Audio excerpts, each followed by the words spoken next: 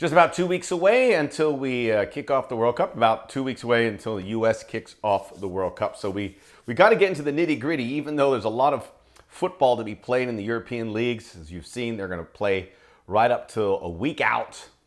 So November 13th. And remember, November 21st, there's a bunch of games. There's just one game on the 20th. And then you fly out, join your team. It's a sprint. So it's going to be kind of crazy. And the United States will play on that second day, November the 21st, against Wales. So why not a good time now to give you my starting 11? And this is a combination of what I think the starting 11 is going to be and what I think Greg Berhalter is going to do. Pretty sure you can probably lock down at the very least 9 of these positions, if not all 11. And there you have it. Now, there is an interesting development. I've talked about the injuries, and it's hit the U.S. hard. A couple weeks ago, the only injury the U.S. had was Chris Richards. And I said at the time, it'd be naive to think it's going to stay this way. And sure enough, it didn't. It was too good to be true. And the question is, will it get worse? We don't want to put that energy out there, but you got to stay vigilant. And you know, it's not, Paul Pogba's out now. The list continues to grow. Players getting knocked out of the World Cup with no time to get healthy. And you wonder if players are going to have that conversation about, look, I don't want to go full bore. This is not the club's fault. It's not the players' fault. This is FIFA's fault for this World Cup that has been so challenging. And as we hoped for, a Winter World Cup should never happen again. While the Middle East should have a World Cup, we shouldn't move it heaven and earth because it's been such a nightmare logistically for so many people and clubs and entities, and now certainly the injuries. It's going to get worse. It's going to get worse. And I said that last week, and it's already moving in that direction. We'll go through the U.S. injury concerns too. It is significant. It's disappointing, in addition to the longer-term injuries like guys like Miles Robinson. And we'll also break down how we think the substitution pattern might look like against Wales. So this is just the lineup for the first game, and then we'll see where we go from there. We are all hoping we get the 3 points, which will take the pressure off the 2 games. Everyone is expecting the England game to be a bit of a throwaway, play well, and maybe get a point. Obviously, 3 points seem like it's out of reach, but you never know. And now a lot of, what is Eric Winalda on Twitter seeing Mehdi Taremi and going bonkers and talking about him like it's Erling Haaland. Chill out, Eric. Iran's a good team, but through qualifying, there's no reason to think that this is not a team to be feared like in England. Still, we'll see. I don't think Iran is going to play a very aggressive brand in that game, which should favor the U.S. in their ability to dictate terms. But today, here on the Soccer OG, some big news. Ring that breaking news, ring that bell. Some breaking news that starting November the 19th, the Soccer OG will be a simulcast podcast / YouTube every day of the World Cup. We're going to have impactful news so that if you can't watch everything, I will for you. And you can walk around that day knowing everything and being at the water cooler, talking like you watched it all like an expert. You should watch as much as you can, but you probably can't. So we'll get you prepared. We'll have fun. We'll have real conversations. It will be interactive. You can be involved. We'll answer your questions. We'll have some special guests. And we'll also have a gambling angle so that you will be well equipped if you want to make a little money and put some side bets on these games. The Soccer OG, the World Cup Daily, starting November the 19th, running all the way through the end of the World Cup on December the 18th. Right here on the YouTube under Max Bretos, Soccer OG podcast, where all podcasts are available. Check out the Soccer OG podcast. It's out there right now.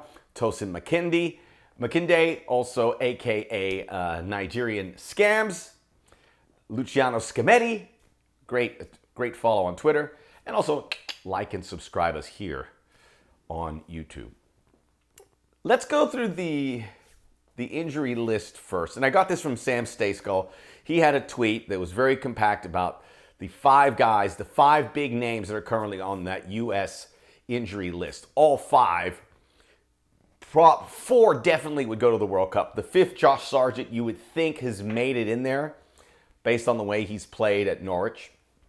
We'll start with Weston McKennie, a notorious fast healer, so maybe he can come back. But we're so close to the World Cup, he would have to come back in 48 hours to give us any ease here. Suppose he's going to miss 2 weeks. Should be returning November the 14th. That's what we're hearing from Juventus. November the 14th is great. That should get him back in time. Luca de la Torre, Celta Vigo saying that November the 20th, that's when the World Cup starts. That doesn't look good for Luca de la Torre. He is probably going to miss out. We'll have to see what Greg Berhalter does in the form of bringing in midfielders if McKennie is more serious and Luca de la Torre is probably going to miss. I mean, remember, November 21st, November 25th, November 29th. So the group stage games are in tight quarters. In addition to all the other stuff about this World Cup, they are cramming it in, right? They are cramming in a month of games into 3 weeks. So it's going to be challenging, certainly in the group stages. So if you're not ready November 20th, you're not going to be ready for this group stage game. You're not going to bring a player that's battling fitness. So it doesn't look good for Luca de la Torre. You have to find a replacement. The names that have been thrown out there, Georgi Mihalovic, Eric Williamson, we'll see if those guys get incorporated. No word yet about that group that has come together in Dallas for the October camp. Matt Turner has been out for the last 2 games. One of those were a game that he was going to start, and the word is a tight groin. That's really disappointing because Matt Turner was getting games for Arsenal. There was they squeezed all the Europa League games in there, and he was going to get them. He was going to get the EFL Cup game too for Arsenal, so he was going to get 3 or 4 games, and now you hope he'll get back. But this doesn't loom. I think it's okay for Matt Turner, but this is not good either. We'll have to see. The tight groin, who knows? Josh Sargent held out for a calf issue. Doesn't seem too serious. Hopefully he's back this weekend for Norwich, who certainly needs some points before the World Cup break to stay amongst the leaders in the championship. And Chris Richards. Chris Richards has been out since August the 27th. Won't be in full training. We're hearing from Crystal Palace until November 4th and the 7th. We hear he is training individually. I don't think the timetable works for him either, especially on the defensive end where you need reps because center defenders aren't going to be replaced. You're looking at a guy that if he's going to play, would play 90 minutes, and the guys in front of him will play 90 minutes. You generally don't substitute center backs, right? Especially when you have 5. You're hoping to get 180 minutes from your 2 center backs. So, looks bad for Richards, looks bad for de la Torre. Should be okay for Weston McKennie and Matt Turner, and Josh Sargent, not too concerned for now. And then we got to look at the other guys that we hope can keep plugging along that have an injury-ish track record. Gio Reyna, obviously. I mean, we talk about bubble wrap. Wrap him up. Wrap him up.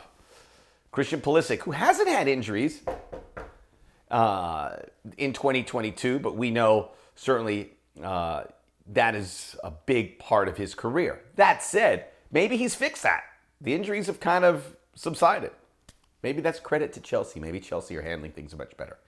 Tim Weah is back. He started for Lille, but hopefully he is full bore forward, coming back from injury. And then Serginho Dest, too, also I think has put the injuries back, played for Milan, and had a pretty good game this weekend.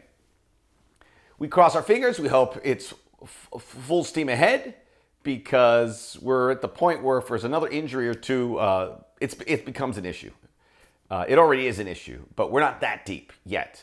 We have some talent, but it's inexperience, and you don't want to throw those guys in the deep end of the pool after they haven't really been with the national team for the majority of 2022. So with that said, with these injuries as well taking into consideration, this is my starting 11 for the Wales game. Look at it, read it, and weep. I really think this is what Greg Berhalter is going to do. We've had all these conversations about the goalkeeper, about Zach Steffen. When you listen to what Greg Berhalter says, the clues are there that Zach Steffen's going to start. Matt Turner with the groin injury certainly makes it seem more confirmed that Zach Steffen's going to be that guy. Defensively, the fullbacks, you love it. Lock them in ink. Anthony Robinson, who has been lights out with Fulham. Tremendous the way he has been come back from injury himself, and Fulham piecing it together, getting good results. Remember, beating Leeds, getting a nice point over the weekend. Defensively sound, crosses are better. Serginho Dest, we talked about his game as well, will be the starting right back. You like your fullbacks there. The problem in that September camp with no Anthony Robinson, you had to move them around. Now you wonder who comes in as reserves. You're pretty sure it's Reggie Cannon, DeAndre Yedlin, and who's the other one? Is it Sam Vines? Is it Joe Scally? I like what Joe Scally's done. I know in the past I said he probably not going to make this team. I may have changed my story.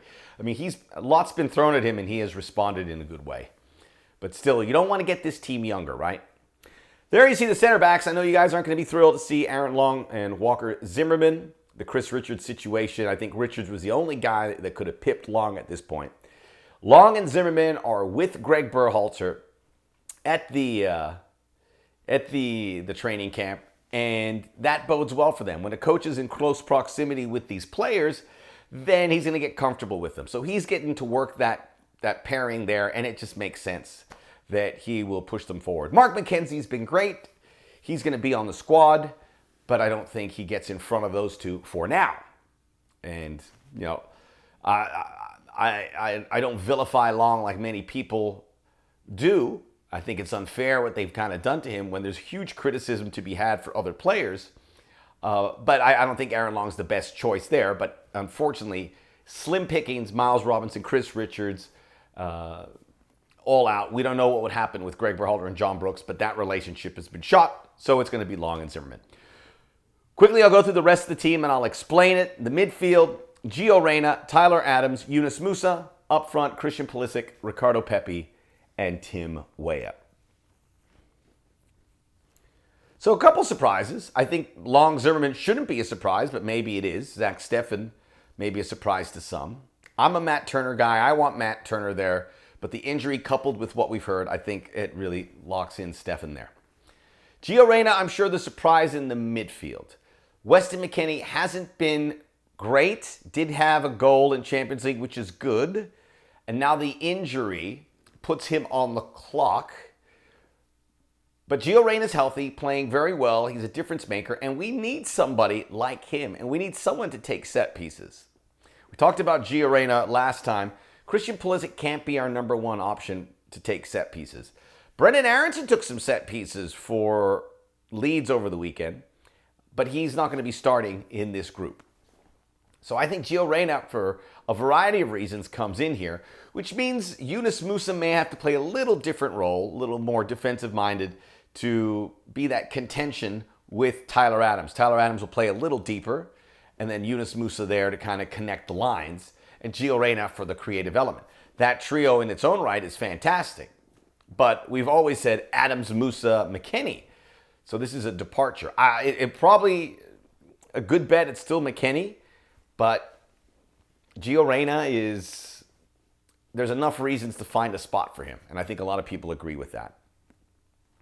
Christian Pulisic, obviously, is going to be in there. Started a couple games in a row, even though Chelsea got absolutely torched by Brighton and Hove Albion over the weekend. It wasn't pretty. It wasn't his fault, but at least he's getting into the games. If he doesn't play another game for Chelsea, that's fine between now and the World Cup.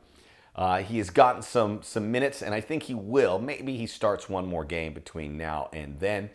Tim Weah back. He is the most vertically gifted guy we have, so you've got to find a spot for him. He does stuff that no one else can, and he's done it for the national team. He's done it for the club as well.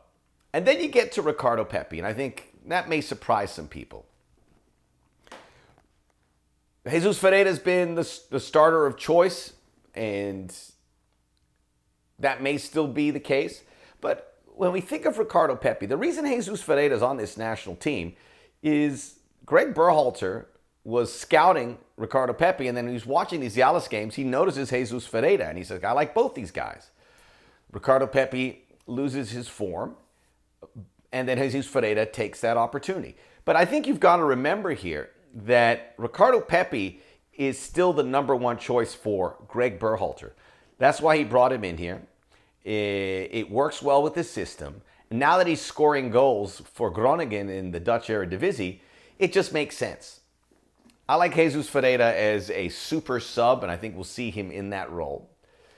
Ricardo Pepi, fantastic with Groningen. I will say this. I did watch Groningen's game over Emmen, and that was a hard watch. I mean, I don't watch all the Dutch games. We see a lot of the highlights. But this is not a good league, and I know immediately everyone's going to compare him to MLS. I would say MLS is better than the Dutch league, with the exception of the top teams. You know, Ajax, PSV, Feyenoord, AZ Alkmaar. Those are top teams. Other than that, the league it's very limited. There's no money in it. And I was watching that Groningen game, and Ricardo Pepi's their best player. The team they were playing were just awful. And we've said this about the Dutch league. This is where you go to get goals. Like clockwork, Pepi showed up and started scoring goals, which is fine. But he wasn't doing that in Germany. He wasn't really doing that in MLS down the stretch. But the Netherlands, Golapalooza. Not diminishing all that. I'm happy he's scoring goals, and it's good enough to get him in this starting 11. He will get first crack, in my estimation, and certainly I think Greg Berhalter always wanted it to be Ricardo Pepi first. So that's a strong lineup. I'm fine with that. It's obviously not perfect, but that should be a lineup that should be able, and the bookmakers agree, and a lot of the experts agree, should be able to get the U.S. through to the round of 16. And the way Group A looks, you could play anybody. So that quarterfinal is a great target for the U.S. And it's achievable. They got to get goals, though. They got to get goals. So they got to find ways, whether it's set pieces, whether it's attacking the flanks. They got to find ways to get good opportunities. Now the bench is going to be good. In that game, I think you get 3, if not 4 players come off the bench.